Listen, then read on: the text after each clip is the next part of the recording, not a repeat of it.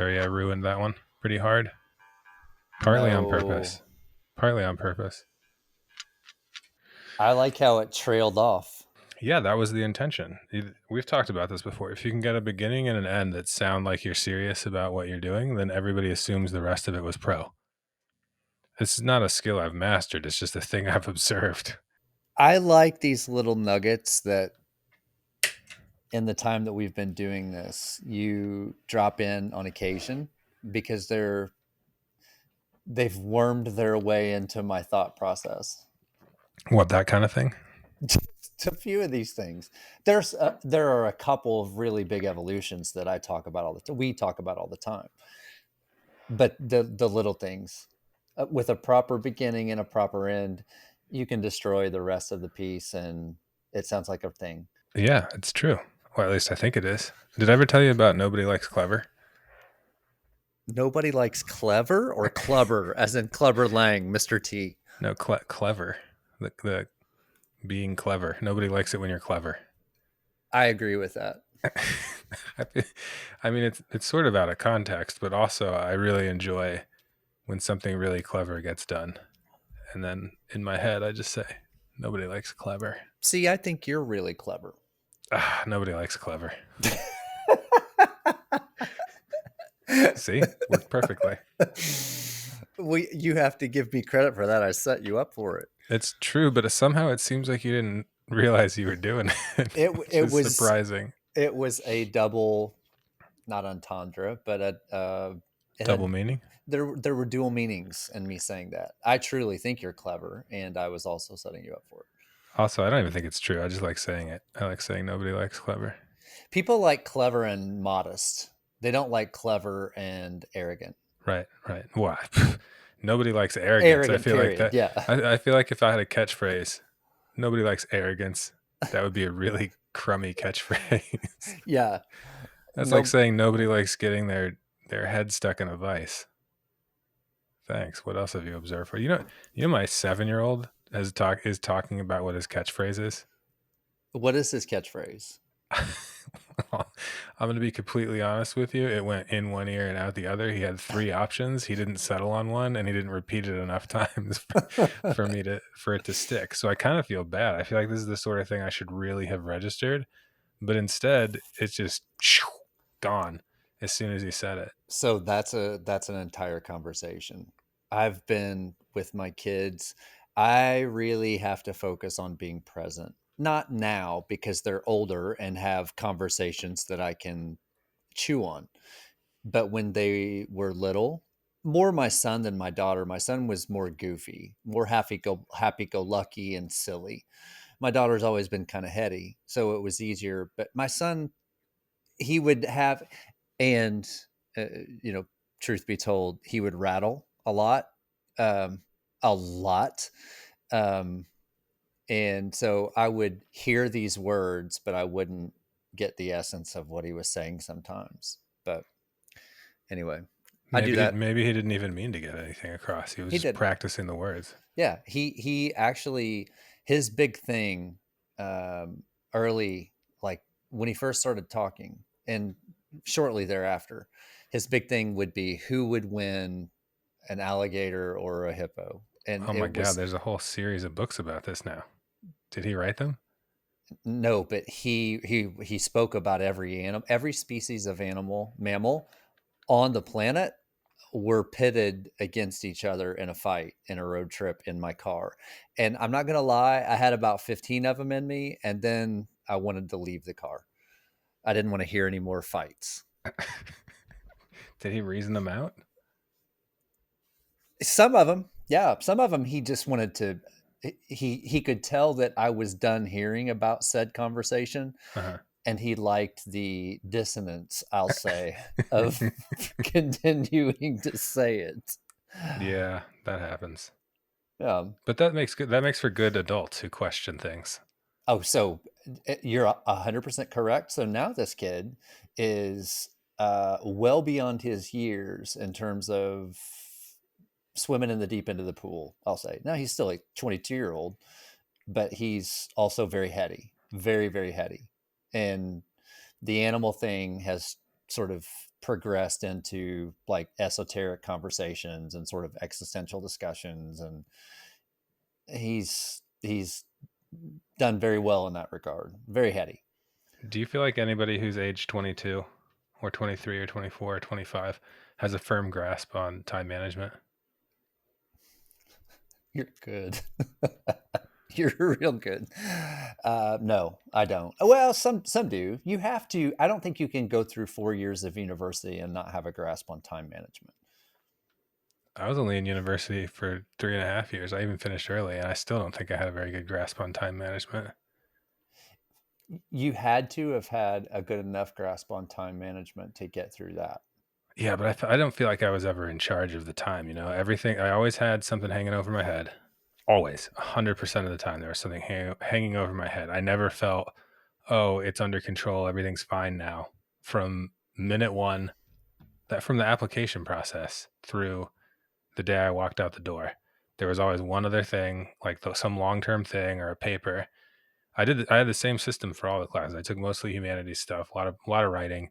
I knew I was pretty good at the writing. I knew I was pretty good at the research. So when you had assignments that would culminate in a paper being the majority of the grade and maybe a test to go with it, a final, I generally put that stuff off until the end of the semester, and then had 2 weeks of really busy work.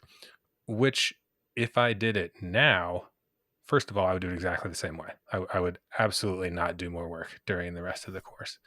However, I would enjoy the rest of the course openly and freely instead of dreading the last 2 weeks when I had all this work to do at the end. Instead of being like, oh man, I should really be. No, I'd be like, whatever I'm doing right now, it's cool. That's what I want to be doing.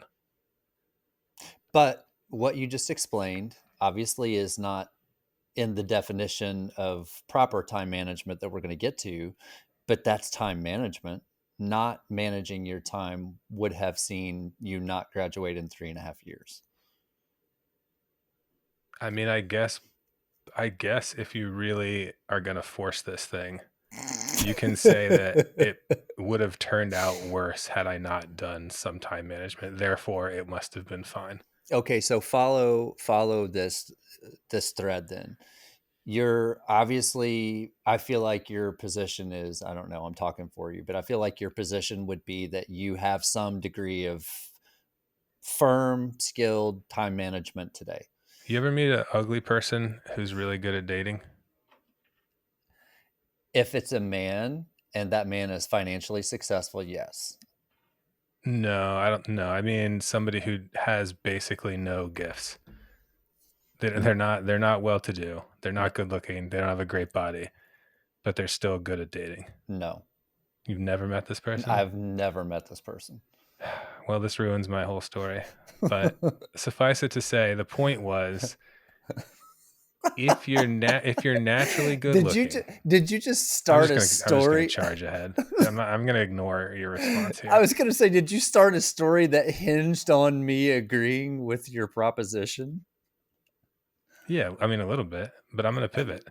So if you're naturally, let's just say good looking, forget the money for a second, but if you're naturally good looking, uh, and like people are attracted to you, and things come easy in terms of dating, finding a mate, getting married, whatever, uh, then then you don't think about it Mm, because it came naturally.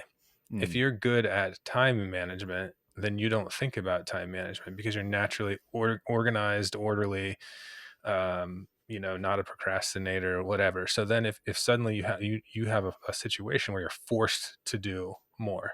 In the case of being attractive, like let's say you're really good looking when you're 29, but no fault of your own, you're just not as good looking when you're You, 49 or you, 59 or 69. you aged. You well, and maybe the genes aren't great and you happen to not age that well. I feel like I'm going to look about the same, like a 3.5 to 4 as far as looks go. And that's going to have been stable from a very young age to deep into my 50s. And I'll Hold look on. perfectly fine as an old dude. Hold on. 3.5 to 4. That's your rating system. The hair gets you more points. What's out of 4? The What's rating that? system's out of 4. Oh, I thought you were out of 10. I was like, that's a harsh assessment of No, I'm your. basically at almost the really good looking end. Okay.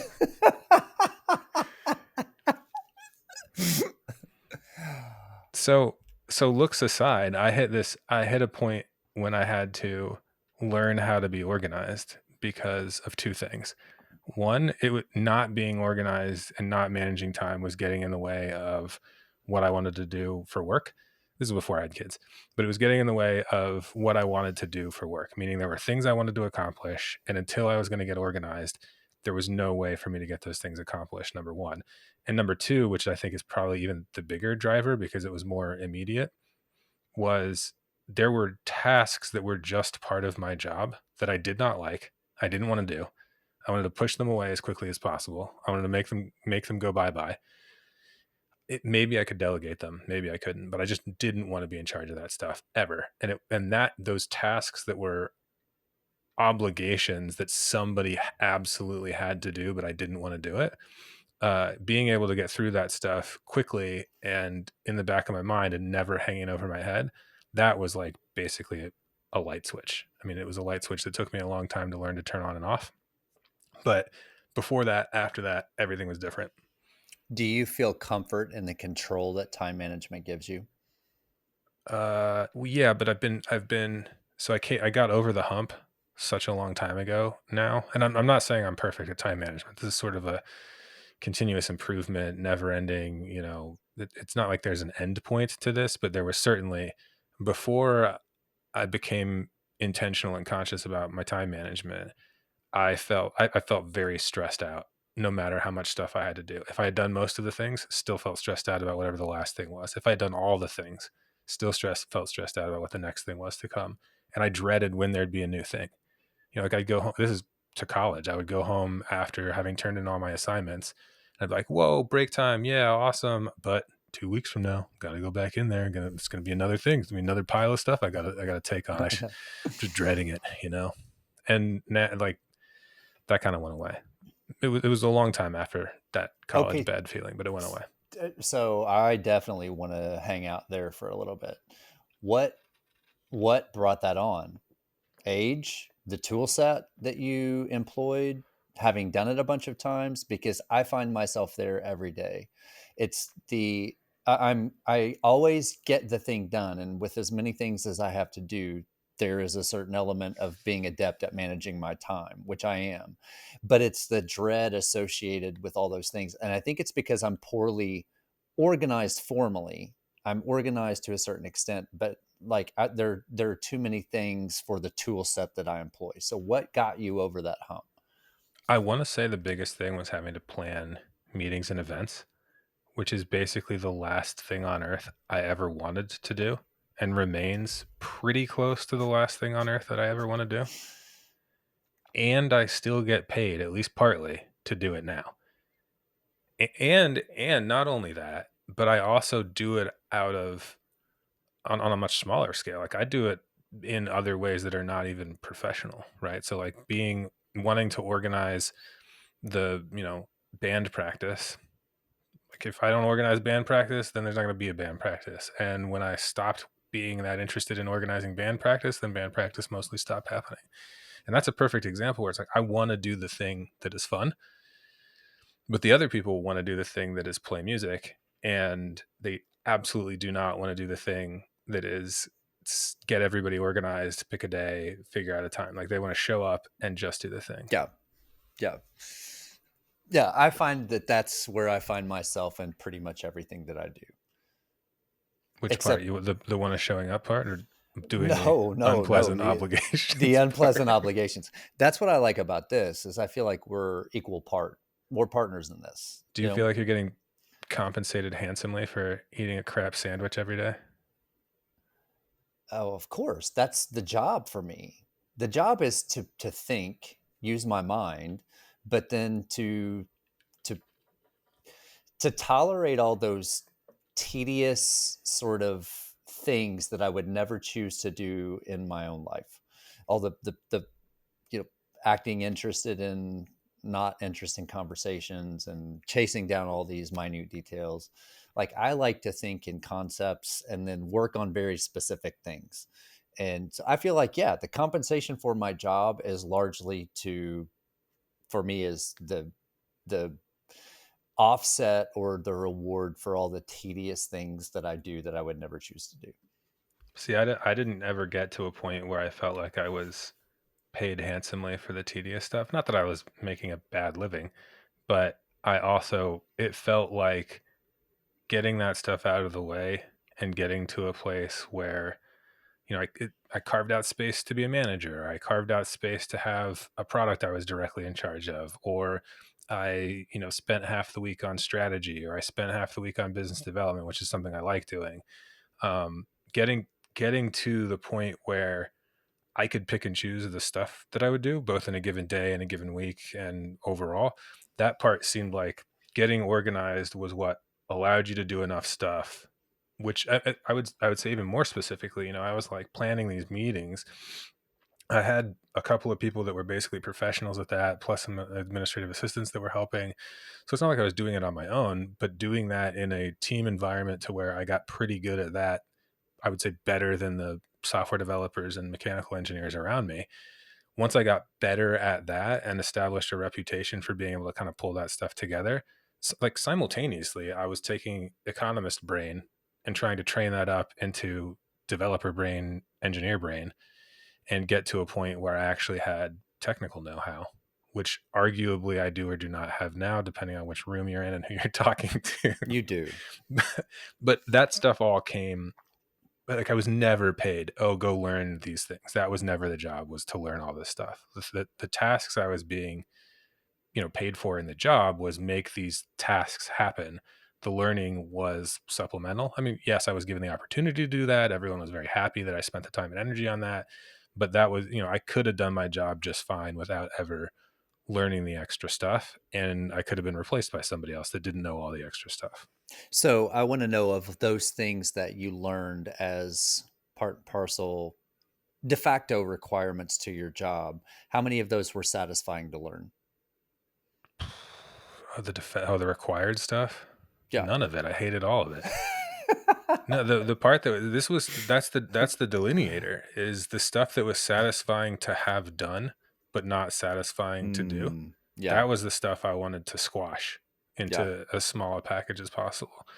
The stuff that was satisfying to work on, and I was less concerned about it being done, that stuff was kind of like higher level, headier, more conceptual, more strategic. And that would be things like, I want to bring a new guitar and this is not a real example, but if I want to bring a new guitar pedal to market and sell some of them, the interesting part is, how do I build this pedal? How do I design the pedal? How do I build this pedal in the appropriate quantities to how many I can sell? How do I source the pieces for this thing? How do I find out who's going to buy it? How do I learn what the people who are going to buy it think about it and what they're going to do with it? The uninteresting stuff is, how do I put it in a plastic bag and then put it in a box and then mail it to somebody? How do I take credit card payments? How do I process those? Like, that's the difference between these two things. You just described me to a T.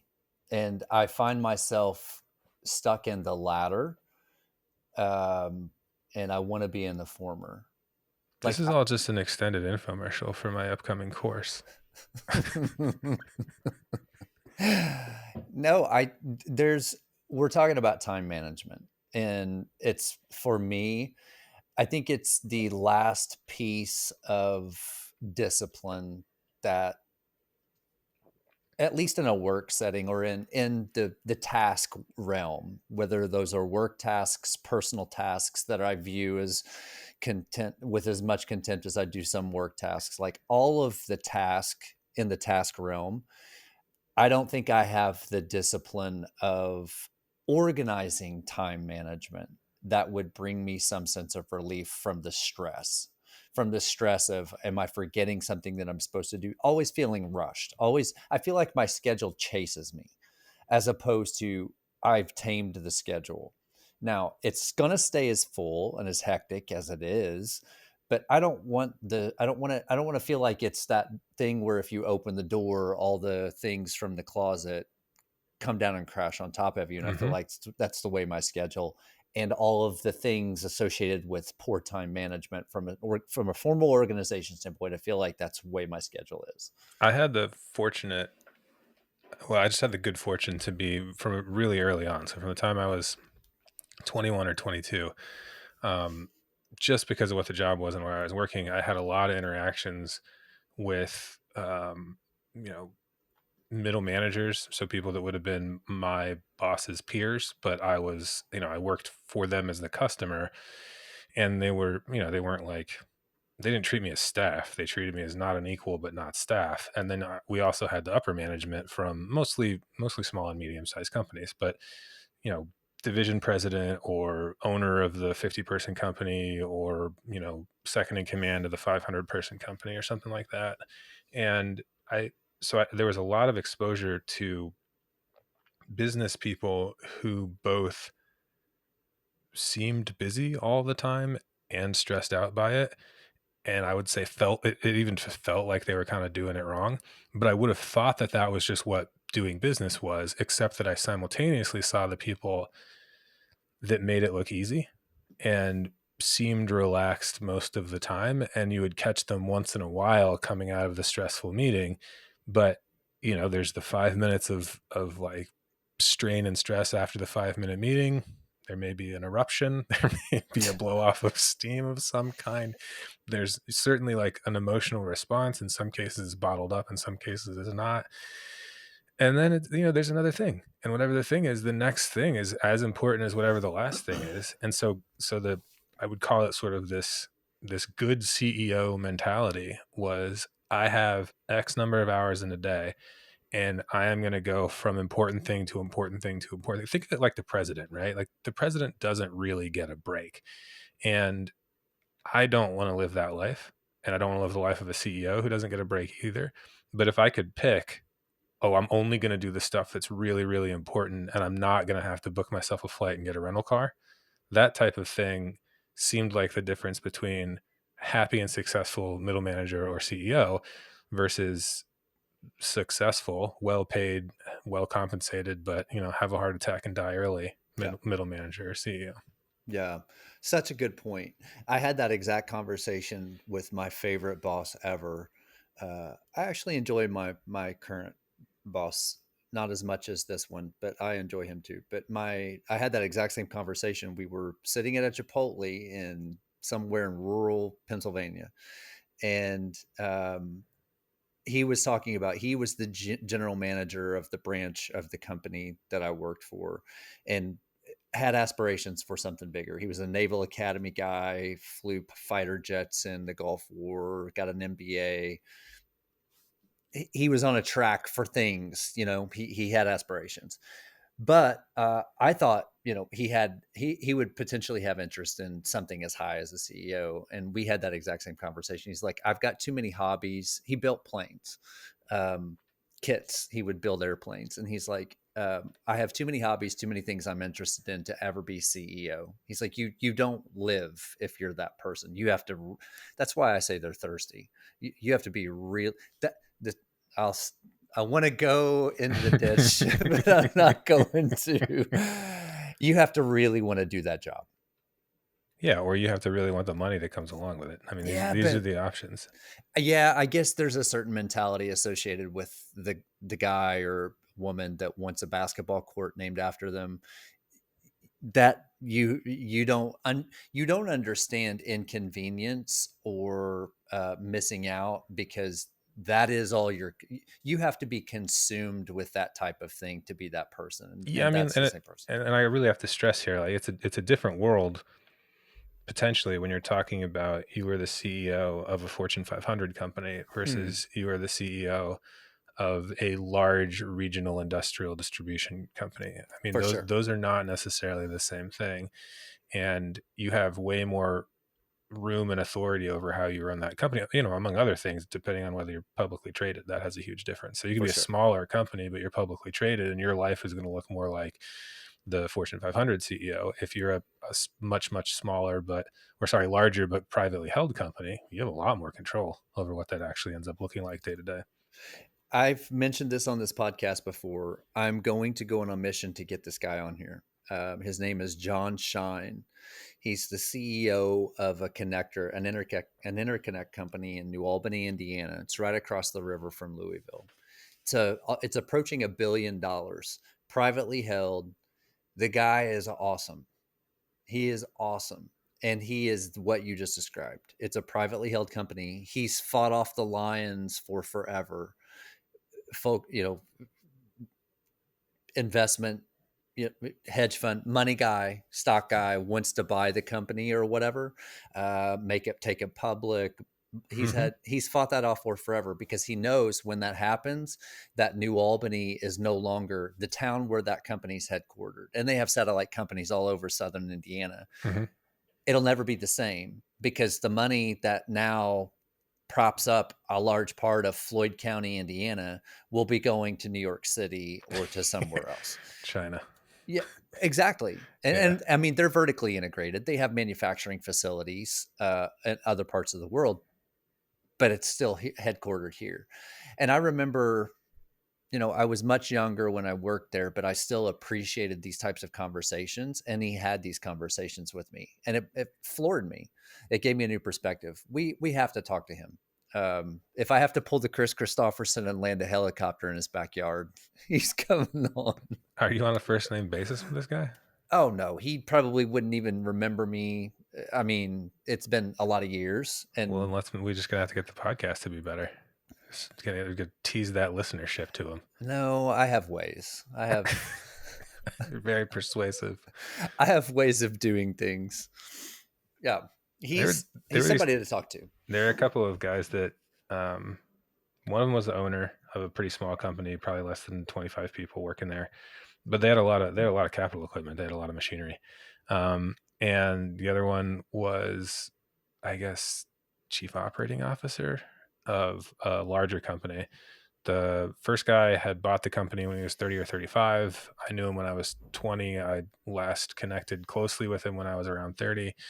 The other guy was second or third or fourth generation ownership.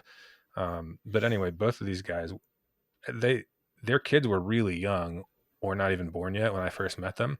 And by the time I had spent, 5 years working on some stuff with them that I was sort of the labor on, um, I would see them interacting. And when they got back together, they weren't talking about work. They were talking about which soccer tournament they were going to, and they were talking about how difficult it is to visit all the places around the state to get to the soccer tournaments once they had two kids playing soccer. And they had both had kids in travel leagues, and I guess there was some overlap or something like that. So like these kids were in tournaments together, but the conversation was, I am talking about my family, and I'm talking about what my family is doing. And I think that in both cases, that example, I mean, they weren't putting on a show for me. That's just what they were talking about. And that example, I think, carried through for both companies. Both of them located in somewhat difficult, markets to find labor for. And they're not hiring a huge number of brand new people, and they're not churning through people very much. But once you've decided, like, this is the place where I want to go work, because that's the kind of mentality and attitude that the owner or the CEO is passing on to the rest of the company, it's hard to take that fingerprint away from the way they're running the company. And it is night and day compared to a venture backed startup and founder energy. So I don't understand this. I do not understand this. I agree with you. It's like Chick-fil-A for me in fast food. Oh, it always comes back to Chick-fil-A. I get it. Why? Why is? I mean, the template's there. It's there. It's sitting right there. Why is nobody else doing it? Man, I don't know. Fundamentals, right? Like, so this is and this isn't even an attempt to tie it back. This is just the next thing that came to my mind. The fundamentals of continuous improvement in manufacturing, the fundamentals of good business and running a profitable organization, the fundamentals uh, of managing your time. It's just the thing that you do the little stuff over and over Yeah. and over and over and over again, and you make sure everybody else is doing the little stuff over and over again, and eventually you have momentum, right? And the eventually the bloom will come off the rose for Chick-fil-A. Eventually. I mean, I don't know when. It's just the same as like the Apple magic will eventually go away. But we're not there yet, and you still have these sort of like on a pedestal type companies, the Teslas and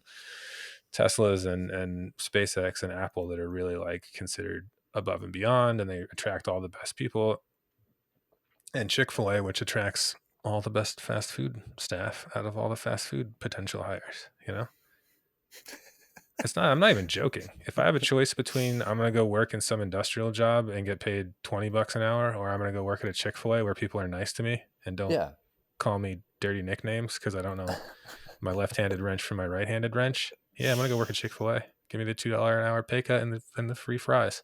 Yeah. It feels like a cleaner environment to work in. Well, sure, but also emotionally cleaner. Yeah. Well, of course. So I have to ask, um, has it bothered you that I'm largely sitting in the dark? No, I can see you. Well, I don't have the lights on. You just have dramatic lighting. Yeah. So the other dirty secret here that I didn't want anybody to know, this whole podcast was an exercise in time management. Everything about it. Every episode, every E- word spoken, every Every plan. single episode we do is an exercise in time That's right. management. Never But ends. it's not going anywhere. This We're just is gonna we're gonna get the fundamentals right. One time after another after another. That's right. Well, you need to bring me some time management tools. You've promised this a time or two, and This was just the introduction. we have more. We're gonna do a whole tips, tricks, and hacks episode. I'll Okay, give you tips and tricks, and we're both the hacks. so the next, well, yeah, we established that a long time ago. So the next episode, um, I'm going to ask you a bunch of questions about time management, and Great. I want to leave that conversation with a little punch list of things that I can do to keep the junk in the closet when I open the door. I'm physically. You just said that, and I'm already physically sweating at the pressure that that's going to put me under. Oh, I love it. All right, man. Bye, Terry. See you Have a next good time. night.